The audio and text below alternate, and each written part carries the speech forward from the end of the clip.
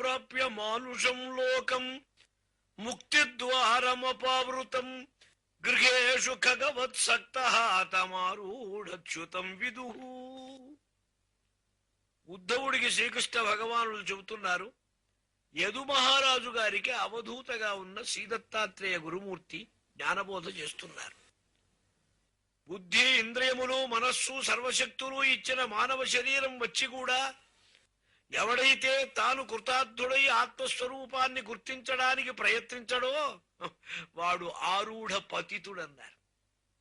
దీపం ఉండగా ఇల్లు చక్కబెట్టుకోలేని అవివేకి. ఇంద్రియ సుఖం ఉన్నది మహారాజా, అది స్వర్గంలో నరకం వంటి. ఏ విషయభోగం నువ్వు అనుభవిస్తున్నాననుకున్నా అక్కడంతా దుఃఖమే ఉన్నది కాని సుఖం లేనేలేదు. ప్రతి దాంట్లో సుఖమనే అనుకుంటున్నావు, భ్రమ. అందుకని రసం కాని రసం కాకపోని, కొద్దిగాని పెద్దది గాని తనంతట తాను దైవికంగా తనకొచ్చిపడ్డ ఆహారం చక్కగా భుజిస్తాను. అది కొండశీలను చూసి నేర్చుకున్నా. చక్కని గుణపాఠం అది. హాయిగా పడుకుంటా. నాకు విశ్రాంతి ఎప్పుడూ విశ్రాంతి.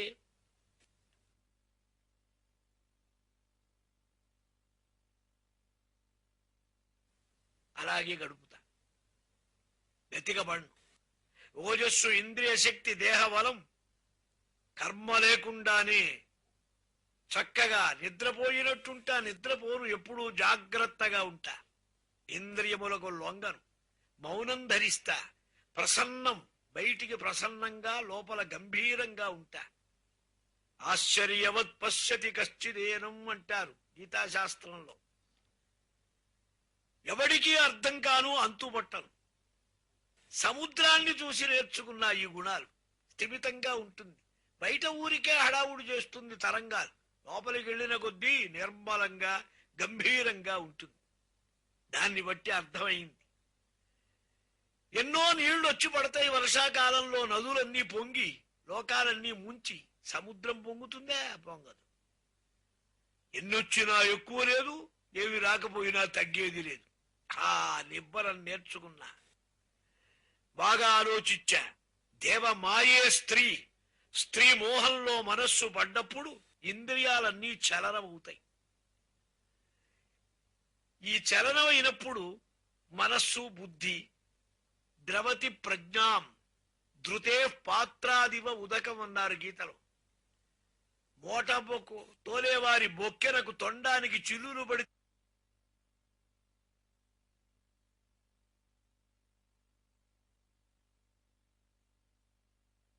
తెలివి వ్యర్థమైపోతుంది. పతంగ మాతంగ కురంగ భృంగ మీనాహత పంచభిరేవ పంచ ఏకః ప్రమాదీచ కథము నహన్యతే యస్సేవతే పంచభిరేవ పంచ. మెడత, ఏనుగ, లేడి, తుమ్మెద, చాప 5. ఒక్కొక్క ఇంద్రియం దానికి కొంచెం వదులుగా ఉంది, గెలవలేకపోయింది. ఒక్కొక్క ఇంద్రియంతో ఒక్కొక్క జంతువు నశించింది. ఈ మానవుడనే జంతువు ఉన్నాడే, 5 ఇంద్రియాలు వీడికి లూజే. ఎటు వెళితే అట్టే వదిలిపోతూ ఉంటాయి. ఈ 5 ఇంద్రియాలు నిలుపుకోలేని వాడు ఈ మానవుడు ఎలా బాగుపడతాడు? ఇంద్రియ నిగ్రహం లేనిదే. సాయంకాలం గాని పొద్దున గాని దొరికింది తింటాను. చూడండి, వికసించిన కమలంలో తేనె తాగిన తుమ్మెదలాగా. అంతేగాని ఇవాళ దొరికింది రాత్రికి దొరుకుతుందో లేదో అని తీసుకెళ్లి టిఫిన్ క్యారేజీలో దాచిపెట్టుకోను. దాచిపెట్టుకున్న వాళ్ళని చూసి నేను అనుభవించా, తెలుసు, గురువుగా నేర్చుకున్నా. తేనెటీగ ఉంది, ఆ వికసించిన పుష్పాలు, ఫలాలు అక్కడక్కడక్కడ తేనె బిందువు బిందువు డ్రాప్ డ్రాప్ తీసుకొచ్చి డిపాజిట్ చేసి ఓ తెట్టె పెడుతుంది. పెట్టిన తర్వాత చివరికి ఏమవుతుంది, వీటిని చావగొట్టి హోడు ఆ తేనె తొట్టె పిండుకొని హాయిగా మందుల్లోకి వాడుకుంటాడు. ఆ నిలిపిన కొద్దీ ఇంతే. పదాపి యువతిం భిక్షు నస్పృశేత్ దారవీమపి ఖరీవ మధ్యేత కరిణ్య అంగసంగతగా. స్త్రీ భోగాన్ని మనస్సుతో కోరకూడదు. కోరిన కొద్దీ పాశం మెడకు చుట్టుకున్నట్టే. గుర్తుంచుకున్నా. సంగీతాదులు ఉన్నాయి, గ్రామ్య సంగీతాదులు, సాహిత్యాలు వినకూడదు. ఇవన్నీ విని తలకాయ ఉబ్బితే ఏమవుతుంది?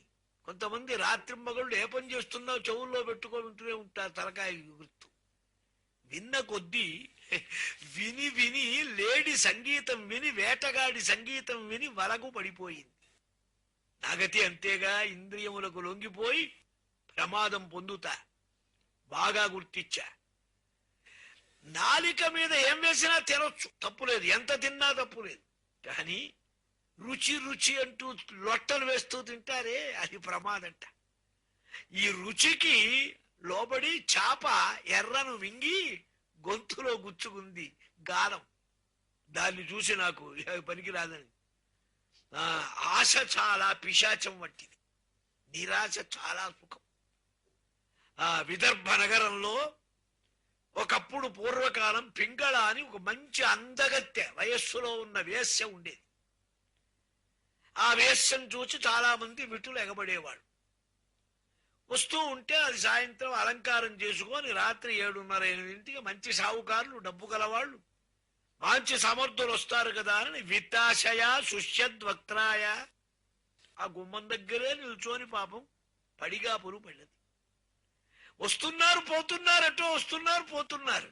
ఇంకా తర్వాత వస్తాడని లోపలికి వెళ్ళి కొంచెం కూర్చొని మళ్ళీ ఎవరన్నా వచ్చాడేం వాకిట్లోకి వచ్చి రాత్రి లోపలికి బయటికి తిరిగి కాళ్లకు టీపులు వచ్చినాయి. అహో మే మోహ వితతిం పశ్యత అవిదితాత్మన యా కాంతాద సతః కామం కామయేన బాలిష. సర్వానంద స్వరూపుడైన పరమాత్మ లోపల ఉంటే ఆయన్ని ప్రేమించడం వదిలి ఎవడో వేధవ దౌర్భాగ్య విటుడి కోసం తిరిగాని బ్రహ్మానంద రతినిచ్చేవాడు లోపల ఉన్నాడే అని జ్ఞానం కలిగి, నిరాశ పరమం సుఖం, ఆశ వదలటం చాలా సుఖం. ఆ పింగళ మాట్లాడినప్పుడు నేను చాలా గురువు గారుగా గ్రహించా దాన్ని గురించి. పరమ స్నేహితుడు పరమాత్మ. శిరసాగ్రహమ్య సంగత త్యక్త్వా దురాశాం శరణం వ్రజామి తమధీశ్వరం. ఆ పరమేశ్వరుణ్ణి ఆశ్రయించాలని గుర్తించి, అందుకని తనకు తానే గురు, తనకు తానే రక్షించుకునేవాడు. ఇది చాలా ఉత్తమమైనటువంటి జ్ఞానబోధ. ఇది వింటే చాలు, వివరించుకుంటే చాలు, మనస్సుకు వివేకం కలుగుతుంది. దుఃఖమంతా ఎక్కడుంది? తీసుకోవటంలో ఉందన్నారు. పరిగ్రహం, సుఖమని, సంబంధమని. విద్వాంసుడైన వాడు దేని వల్ల సుఖాన్ని కోరడు. ఎందుకని మాంసం బాగా ఉన్న కుర్రం అనే పక్షిని చంపేసి తినేశారు. మనం అట్లాగే బాగా జాగ్రత్త పెట్టామంటే ఎవడో వస్తాడు కొట్టేస్తాడు. ఈ శరీరము దారాపుత్రుడు ఉండవచ్చు, మానాభిమానాలు లేవు. పిల్లవాడికి ఏమున్నాయి? బాలుణ్ణి చూశా, వాడికి సుఖం లేదు, దుఃఖం లేదు, బాధ్యతే లేదు. అసలు రేపెట్టా జరుగుతుంది లేదు, ఇవాళ ఎట్టా ఉంటుంది లేదు, ఎక్కడ పడుకుంటామని లేదు. అదంతా అబ్బా అమ్మ చూసుకుంటారు. వాడు హాయిగా ఉంటాడు నిశ్చింతగా. ఆహా, ఇద్దరే నాకు కనపడ్డారు, ఆనందం గలవాడు. విముగ్ధ జడ బాల యశ్చ బుద్ధే పరంగత.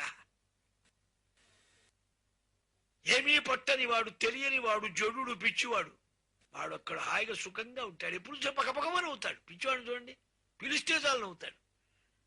నీకు ఎన్ని రూపాయలు ఇచ్చినా నవ్వు రమ్మంటే రాదు. నువ్వు ఏదో ఉంటుంది మనకంతా లోపల గందరగోళం. బాలుడు, వాడికే ఉంది పాపం, గిలక్కాయ ఇస్తే ఇటు చూపిస్తే దాని కప్పకపకగా నవ్వుతాడు పోసి నోటితో. బాలుడు ఎంత బ్రహ్మభావంలో ఉన్నాడు. ఒంటరిగా ఉంటమే ఆనందం. న్యాయంగా ఇద్దరు కూర్చున్నారనుకోండి బాతాకాని, అక్కడ లేని కబుర్లన్నీ వస్తాయి. భగవత్ ప్రసంగం వస్తే మంచిదే. 10 మంది వచ్చారని పోట్లాటి, 10 మంది ఎతులకు సాధువులకు భోజనం పెట్టబడిన సత్రం పెడితే దండాలు కర్రలు పెట్టి కొట్టుకున్నారు. వాడు తిండి ఎక్కువయి నలుగురుండేప్పటికే నాకు వచ్చి నువ్వు తీసుకున్నావు, నీకు వచ్చి నాకు ఇచ్చావు. ఇట్లా ఒక అమ్మాయి వచ్చింది పాపం. ఆ అమ్మాయికి సంబంధం బలాని వారి పిల్లవాడు చేసుకుంటారన్నారు. ఆ పెళ్లివారు వచ్చారు చుట్టాలు. తల్లి తండ్రి ఎక్కడికో వెళ్ళారు బయటికి పని ఉండి. వాళ్ళిద్దరికి మర్యాద చెయ్యాలి. కాళ్ళు కొడుకోవడానికి నీళ్ళు ఇచ్చింది, వాకిట్లో కూర్చున్నారు, తివాచి వేసింది, కబుర్లు చెప్పుకుంటున్నారు. వాళ్ళకి భోజనం పెట్టాలి, మరి మర్యాద కదా, పెళ్లి వారాయి. పాపం ఆ రోజుల్లో ఉంది, ఏ రోజుకు ఆ రోజు దంచుకునే రోజులు. జొన్నలో వడ్లో దంచుకోవాలి. పోసింది రోట్లో దంచుతూ ఉంటే గాజులాయి గలగలగలగలాడుతూ.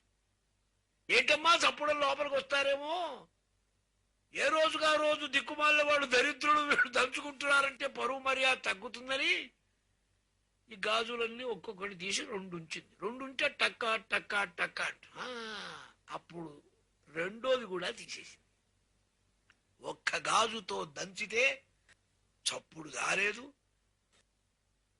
అప్పుడు తెలుసుకున్నా, ద్వౌద్వౌ ప్రాణ్యో రసేషయతు ఉభయోరప్యభూద్ఘోష అవఘ్నంత్యా శంఖయో తత్రాపి ఏకన్నిరభివతు ఏకస్మాన్ నాభవత్. ఒంటరిగా ఉంటే చికాకు లేదు, ధ్యానం కుదురుతుంది, ఆలోచన వస్తుంది, ఏ విక్షేపాలు ఉండవు.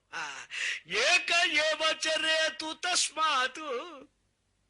అది జ్ఞానోపదేశం భగవానుడు. మనస్సు ఒక్కదాని యందే ఉంచాలి, వైరాగ్యాభ్యాసం చెయ్యాలి మెల్లమెల్లగా.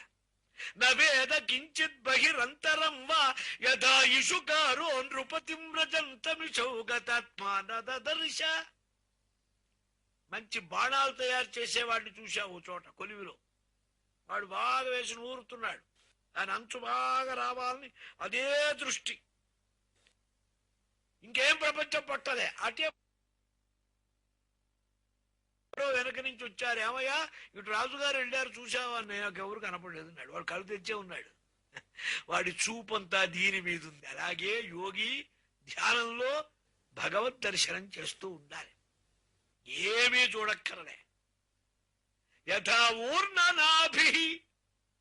సాలీడును చూచా, పరమాత్మ ఆత్మస్వరూపం ఇంతే కదా. ఈ జగత్తులో లోపల నుంచి అంతా దారపు చుట్ట వస్తున్నది, లోపల నుంచి గూడంతా గట్టింది, మళ్ళీ అంతా పీకేస్తున్నది. పరమాత్మ సృష్టి చేస్తున్నాడు రజోగుణంతో, సత్వగుణంతో స్థితి చేస్తున్నాడు, తమో గుణంతో ప్రళయం చేస్తున్నాడు కదా. గ్రసచ్చేవం మహేశ్వర ఎత్ర ఎత్ర మనోదేహీ ధారయేత్ సకలం ధియా స్నేహాత్. మనస్సు నువ్వు ఎక్కడ లగ్నం చేస్తావో, అనురాగం కాని, సాంగత్యం కాని, ద్వేషం కాని, భయం కాని, నువ్వు అది. పురుగు చూడండి తుమ్మిదైపోయింది, భావించి భావించి గోడ మీద ఉండి అదే ఏకాగ్రతతో ధ్యానిస్తే, భగవంతుణ్ణి ధ్యానిస్తే నువ్వు భగవంతుడు అవుతున్నావు. జాయ ఆత్మజ అర్ధ పశుభృత్య గృహ ఆప్తవర్గాన్ యతు ప్రియచికీర్షయా వితన్వన్ స్వాంతే సకృచ్ఛమవరుద్ధధన సదేహగా సృష్ట్వాస్య బీజమవసీదతి వృక్షధర్మ. డబ్బు సంపాదించావు, భార్యా పిల్లలు, పరివారం, సుఖాలు, భోగాలు అన్నీ చేసుకొని అన్నీ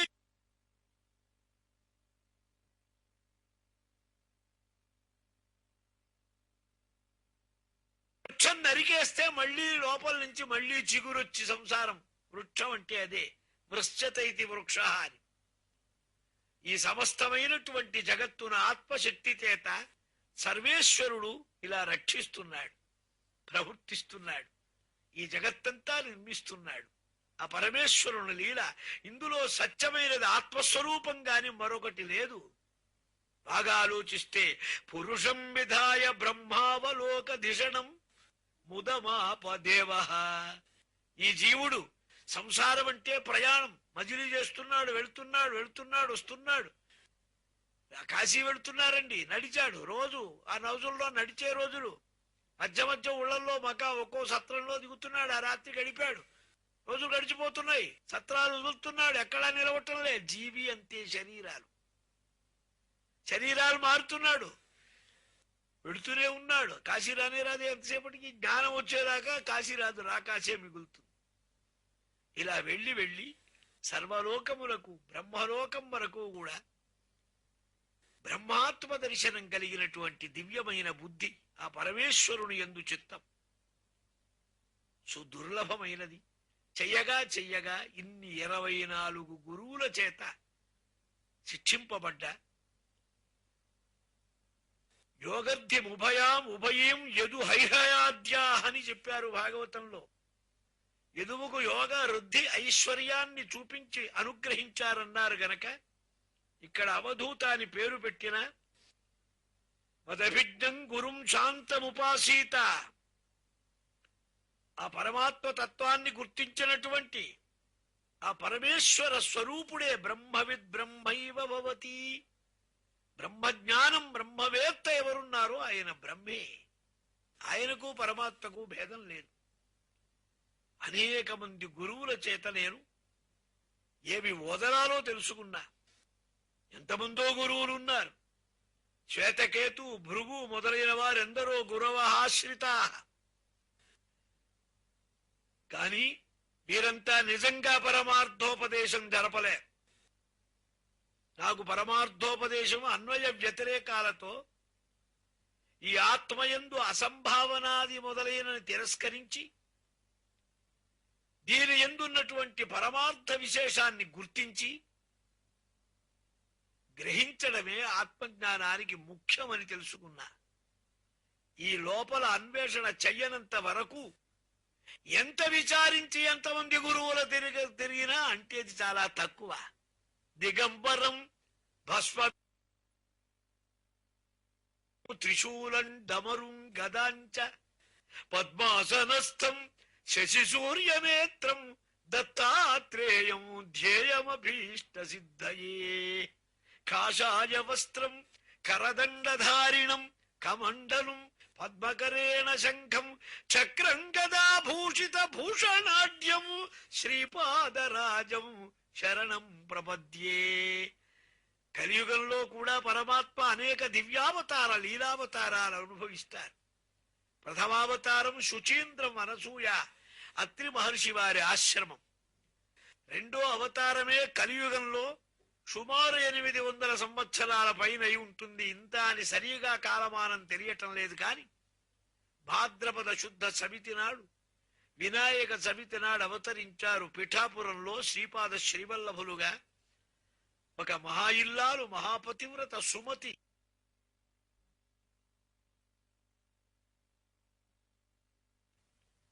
స్వామివారు స్నానం గంగలో చేస్తారు, ఆచమనం కురుక్షేత్రంలో చేస్తారు, పంఢరీపూర్లో తిలకం పెట్టుకుంటారు, కురవపురంలో సంధ్యావందనం చేస్తారు, గాణగాపురంలో అనుష్ఠానం చేస్తారు, కొల్హాపురంలో భిక్షమెత్తుతారు. నవనాథ చరిత్రలో స్వామి భిక్షకొచ్చినట్లు స్పష్టమైన గుర్తులు కూడా ఉన్నాయి. భోజనం మాత్రం పిఠాపురంలో చేస్తారు. పాంచాలే భుజి సహ్య పర్వత శిఖరం మీద నాందేడు దగ్గర ఉంది మాహూర్గఢ్, మాతాపురం అని సంస్కృతంలో పేరు. కింద స్థానం రేణుకా క్షేత్రం, మహామాతృస్థానం పరాశక్తి. పరశురాముడు యొక్క తండ్రి జమదగ్ని కార్తవీర్యార్జున పరివారం సంహరించారని కోపం వచ్చి వాళ్ళందరినీ చంపాడు. జమదగ్నికి అగ్ని సంస్కారం చెయ్యాలంటే రేణుకాదేవి భార్య పరశురాముడి తల్లి సాగమనం చేస్తాన్నది. వీళ్ళకి అగ్ని సంస్కారం చెయ్యాలంటే అశరీర వాక్కు చెప్పింది, రేణుకా ఆపమన్నది. అప్పుడు రేణుకాదేవి చెప్పింది, నాయన ఈ సంస్కారం యువతరులు చేయటానికి వీల్లేదు, శ్రీదత్తాత్రేయ గురుమూర్తి అనుగ్రహంతో జరగాలి. దత్తభక్తుడు శ్రీదత్తాత్రేయ అనుగ్రహం పొందినవాడు ఆ కార్తవీర్యార్జునుడు. వాణ్ణి నువ్వు చంపావు, స్వామి ఆగ్రహించి ఉంటారు, ఆయన అనుగ్రహం పొందందే నువ్వు ఈ సంస్కారం చేయకూడదన్నది. రేణుకాదేవి మాట విని వారెక్కడుంటారన్నారు. ఒక పని చేయమన్నది, ఒక కావడిలో అటువైపు జమదగ్ని శరీరం, ఇటువైపు రేణుకాదేవి శరీరం పెట్టేసి కావడి మోసుకుంటూ వెళ్ళు, క్షేత్రాలు తీర్థాలన్నీ వెళ్ళు, ఎవరిలా ఆగు అని ఎక్కడ వినపడితే అక్కడ దత్తాత్రేయులు వారనుకో. రామేశ్వరం వెళ్ళాడు, కాశీ వెళ్ళాడు, కన్యాకుమారి వెళ్ళాడు, ఎక్కడెక్కడికో వెళ్ళాడు, ఎక్కడా పిలుపు వినపడలేదు. సఖ్య పర్వత శిఖరాల మీదికి వెళ్ళాడు, అదే మాహూర్గఢ్. ఆ కొండ మీదికి ఎక్కగానే ఆగు అని పెద్ద అరుపు వినపడ్డది. స్వామి ప్రభో నీ పాదాలకు శరణు పొందుతున్నానన్నాడు ఆవేశావతారమైన పరశురాముడు. శ్రీ దత్తాత్రేయ గురుమూర్తి సాక్షాత్కరించారు ఋషి రూపంగా. పాదాల మీద పడ్డాడు, ప్రార్థించాడు, అనుగ్రహించారు. ఆగ్రహం ఎంతో, స్వామికి ఆగ్రహం పెద్దది, అనుగ్రహం వెంటనే. అపచారం చేస్తే ఆగ్రహిస్తారు దత్తాత్రేయమూర్తి. చాలా సున్నితమైన అవతారం. అనుగ్రహించారా సర్వాభీష్టాలు ఇస్తారు. అనుగ్రహించారు, ఏం కావాలి నీకు చెప్పమన్నారు.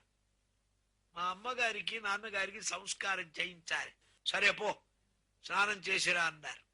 నదిలో స్నానం చేయించి అప్పుడు శ్రీ దత్తాత్రేయ గురుమూర్తి అనుగ్రహించి ఆ రేణుకా జమదగ్గులకు సంస్కారం చేయించారు. జమదగ్ని శివాంశ, ఆయన లింగాకారమైనాడు అవతల. రేణుకాదేవి అమ్మవారు, రేణుకా మాతృస్థానం, జగన్మాత మాతాపూరైందందువలన స్వామి అప్పుడు పాదాక్రాంతుడై శిష్యుడైనాడు. రామ శిష్యో రామరాజో రామైకాంత. శ్రీరామమూర్తి కాలంలో పరశురాముడు వచ్చాడు. ఆ పరశురాముడు దత్తాత్రేయులు వారి శిష్యుడు. దత్తాత్రేయ అనుగ్రహంతో త్రిపుర రహస్యం చెప్పారు. కర్మ, భక్తి, జ్ఞానములు, ఉపాసన, దీని పరతత్వం, యోగశాస్త్రం, సమస్తమైన భక్తి శాస్త్రం బోధించారు ఆయనకు. పరశురాముడు దత్తాత్రేయ అనుగ్రహంతో కృతార్థుడై శ్రీ దత్తాత్రేయ గురుమూర్తి అనుగ్రహం చేతనే రాగద్వేషాలు వదిలి ఇక హింస, భూతహింస, సర్వసంహారాలు వదిలేసి క్రమంగా నివృత్తి మార్గానికి వెళ్ళగలిగాడు. ఉంటాడు. ఎవరు స్మరిస్తే, ఎప్పుడు స్మరిస్తే దత్తో నామ స్మరణ మనిషం కుర్వతాం సన్నిధానే గూఢాకారశ్చరతి సహసా వాంఛితం దాతుకామః. కోరికలు ఇవ్వటానికి ఆ వెనకవేపుగా ఉంటారట స్వామి. అటువంటి సుప్రసన్నమైన అవతారం అవధూత రూపంగా యదువుకు చేసిన తత్వబోధను ఆప్యాయతగా ఆనందంగా శ్రీకృష్ణ భగవానుడు అవతార సమాప్తి ముందు ఉద్ధవుడికి జ్ఞానోపదేశం చేశారు. ఇది ఎలా కలుగుతుందన్నారు. జ్ఞానం కలగాలంటే ఉత్తమమైన ఆంతరంగిక సాధనం భక్తి అన్నారు. భగవద్గుణానుభవం.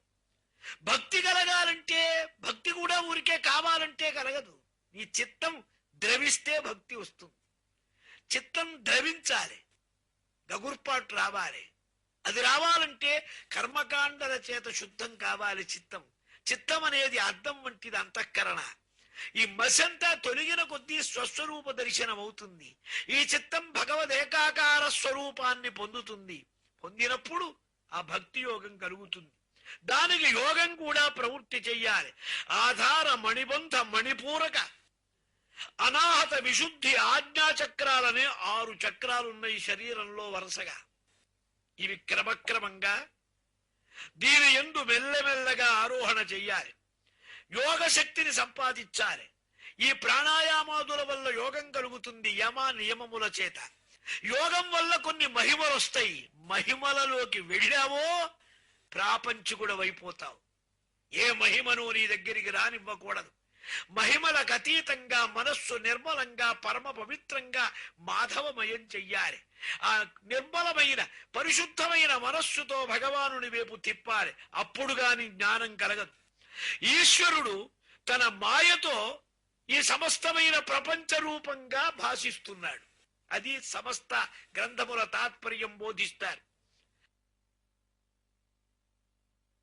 వీళ్లకు అనేక జన్మల నుంచి వచ్చిన అనాది అధ్యాస, అవిద్యాధ్యాస వశం చేత కర్తృత్వాదులు, నేను చేస్తున్నా, నేను అనుభవిస్తున్నానని సంసారం పెంచుకుంటున్నాడు.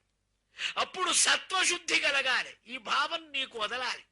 ఈ బుద్ధి యందున్న మాలిన్యం కడగబడాలి. పరిశుద్ధత రావాలి. అంటే సత్వశుద్ధి కోసం సత్కర్మానుష్ఠానం చెయ్యాలి. భగవదర్పణ కోసం కోరికలు లేకుండా భగవత్ సేవ రూపమైన కర్మలు. ఈ కర్మలు అందుకే పరమేశ్వర ఉద్దిశ్య పరమేశ్వర ప్రీత్యర్థం ఏ పని చేసినా మనం సంకల్పం చేస్తాం. అప్పుడు ఈ కర్మలు చేస్తూ కర్మల్లోనే పడిపోకూడదు. కర్మ వల్ల కొంచెం చిత్తం విశ్రాంతిని పొందాలి. భగవంతుని ప్రేమ కలగాలి. ప్రేమ కలిగిస్తేనే నిజమైన కర్మ అది. అప్పుడు సత్వం శుద్ధమవుతుంది. అప్పుడు కర్మజాడ్యం వదిలేసి భగవత్ ప్రేమామృత రసంలోకి వెళ్ళాలి. ఆ ప్రేమామృత రసంలో దృఢమైన విశ్వాసం కలగాలి. కలిగిన కొద్దీ విద్య అనేది కలుగుతూ ఉంటుంది.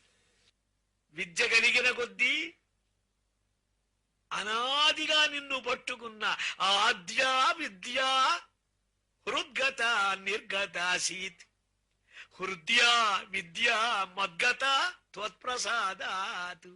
శంకర భగవత్పాదులు అంటారు శివానంద లహరిలో, అనాదిగా పట్టుకుని ఉన్న ఈ అవిద్య ఉన్నదే నీ అనుగ్రహం చేత నాకు తొలగింది.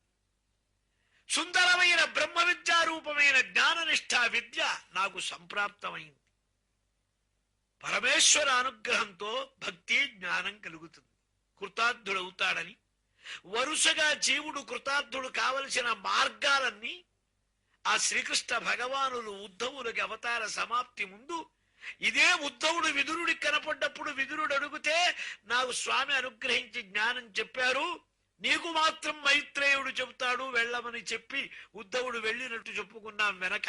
ఆ ఉద్ధవుడికి అక్కడ చెప్పింది శ్రీమద్భాగవత ఈ ప్రవచనంలో శుకయోగీంద్రుడు పరీక్షిత్తుకు ఏకాదశ స్కందంలో క్రమనిష్టంతా చెప్పారు. ఏకాదశ స్కందం భాగవతంలో రసం వంటిది. సాధనములతో కూడిన బ్రహ్మ విద్య, భక్తి శాస్త్రం, యోగ శాస్త్రం అంతా ఇందులో నిండి ఉన్నది. ఇక్కడే శ్రీదత్తాత్రేయ మహాత్మ్య బోధ కూడా చూపించారు. ఇది ఒక్కటే రాశాడు ఏకనాథ స్వామి వారు 11వ స్కందం, ఒక్కటే భాగవతం తన భాషలో. ఇటువంటి పరమ పవిత్రమైన ఉపదేశం ఉద్ధవునికి స్వామి అనుగ్రహించారు. ఈ మాట పరీక్షిత్తుకు శుకయోగీంద్రుడు వినిపించాడు. ఇది మనం ప్రస్తావించుకున్నాం శ్రీమద్ భాగవతంలో. ఆ పై భాగాన్ని తరువాత చెబుతారు మెల్లగా.